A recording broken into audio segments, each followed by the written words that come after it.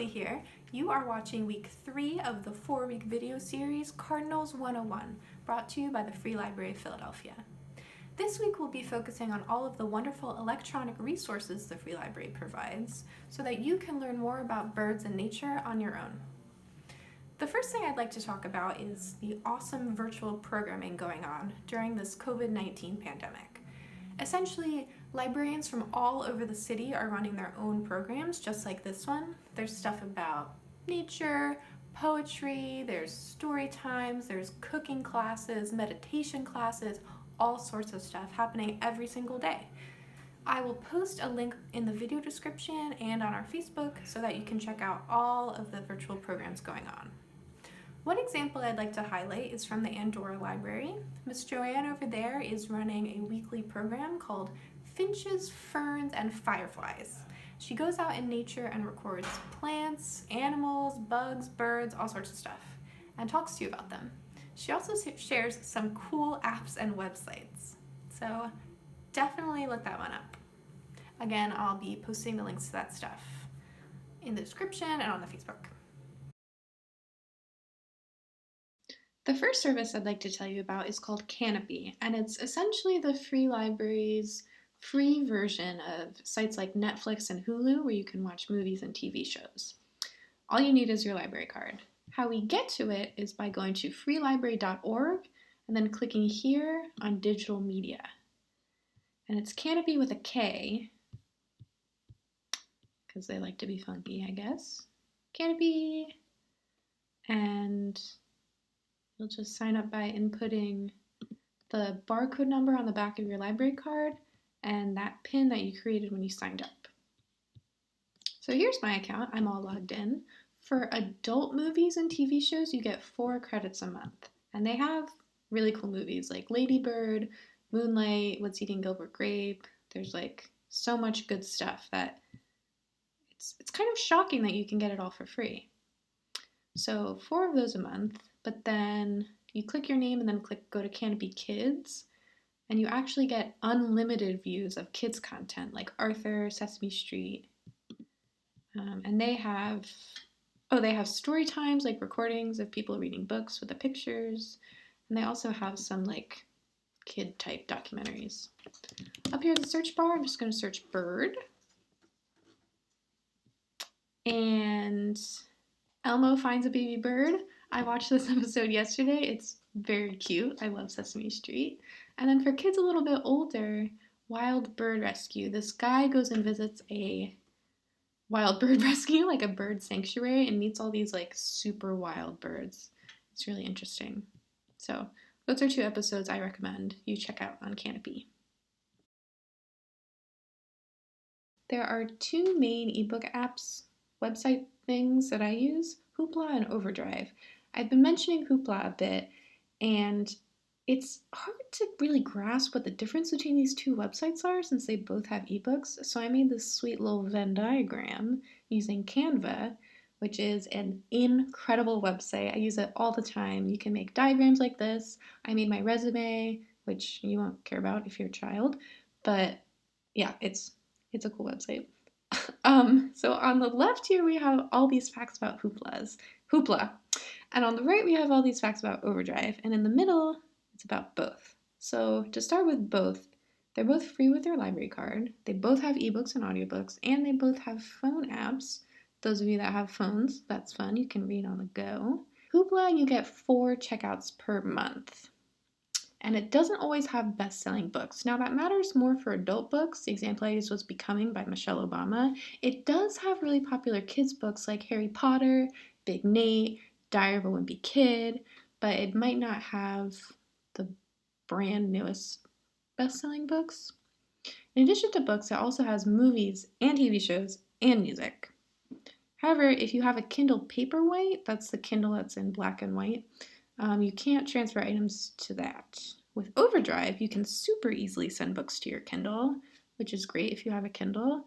I was thinking of buying a Kindle to use as a summer reading prize, like a raffle, but now summer reading is to be determined how we're going to do that with COVID-19. I'll keep you updated on that. But anyway, there's no monthly limit for Overdrive. However, you can only have 6 items out at once, which is a lot of books, so you'll probably be fine. Oh, I also forgot to mention Hoopla has no waiting list. You get the books automatically. Overdrive often does have waiting lists, and sometimes you have to wait kind of a while to get access to a book. So what I'll do is I'll check if a book is on Hoopla first, and if I have monthly credits yet, I get the book automatically. If the book I want is not on Hoopla, then I'll go to Overdrive and see if it's on there. And you get to both of these by, again, going to freelibrary.org, clicking that digital media button on the home page, and it's just alphabetical order. Signing in with your library card, like everything else. I realized in my explanation of Hoopla and Overdrive that I did not talk about birds at all, and this series is about birds. So I'm going to talk about birds. Here's Hoopla. Birds. Search for birds. Oh, I'm on the kids section of Hoopla, so it's all kids content. Look at these results. 768 results for birds. Unbelievable. It's like Bird City over here. Look, birds, birds, birds, birds, birds, birds, birds, birds, birds, birds, birds. Ooh, birds and butterflies. Oh my god, learn to draw? That's cool. Look at that bird. That's an intense looking bird. Origami? That's so fun! Oh my gosh, I can't wait till the library is open again. I had a really fun origami program. We made frogs. That was for Leap Day. Oh, we should make origami birds when we open. My bird. So anyway, yeah, tons of bird books. Look at all that. Amazing. You're like, is she done yet? No, I'll never be done. Here I am, clicking databases. Then I'm going to click T for TrueFlix. TrueFlix is a website by Scholastic that pairs movies, well, they're not movies, like 1 to 2 minute movie clips with books. And the books, you can have it read out loud to you, or you can just read it yourself. And then they have a little activity and they have a little true false game. So it's really helpful for those parents and grown-ups out there who are teaching your kids from home right now. I wanted to draw your attention. This book is good for like 4th graders. I think it says that over here actually. Grades 4 to 6. It has some big words. Look, courtship and mating. Remember last week how I was saying courtship for birds is when they're kind of getting to know each other. They're like, do I want to lay eggs with you or no? And the male cardinal will take little seeds and feed them to the female. Remember that? This book has a whole chapter about courtship for all different kinds of birds to really expand your learning past just cardinals. Look at that guy. Is that an emu? Is that an ostrich? What's the difference between an emu and an ostrich? I don't really know. I guess I have to read this book. Maybe I'll find out. The final resource I'd like to show you all is a database, more so than TrueFlix. And what a database is it's basically a collection of articles. It's like a mini library in and of itself. And it's a great alternative to Google if you'd like to do research because the articles and databases are written by researchers, teachers, scientists, doctors. Google just has a bunch of random websites that anyone can make, whereas a database has stuff that you know is going to be accurate. So the one I recommend is Kids Infobits, under K. I teach this to 4th and 5th graders because they do a lot of research projects at school. And there are biographies on here. You can search states, you can search animals. So I'm just going to search cardinal. And see, there are book articles, biographies. That's about people. It's not really relevant. Some pictures. There we go. Magazines. Oh, Cobblestone and Highlights. Those are 2 good magazines. This is about sports. Oh, how do birds survive cold winters? That might be interesting. So anyway, you see these dots over here? That tells you how difficult it will be to read. So this one has 2 dots. So that's going to be pretty simple.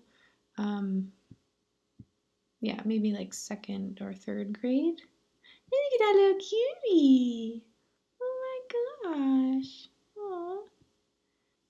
Yeah, I love Kids Infobits. Super easy to use, has super great information.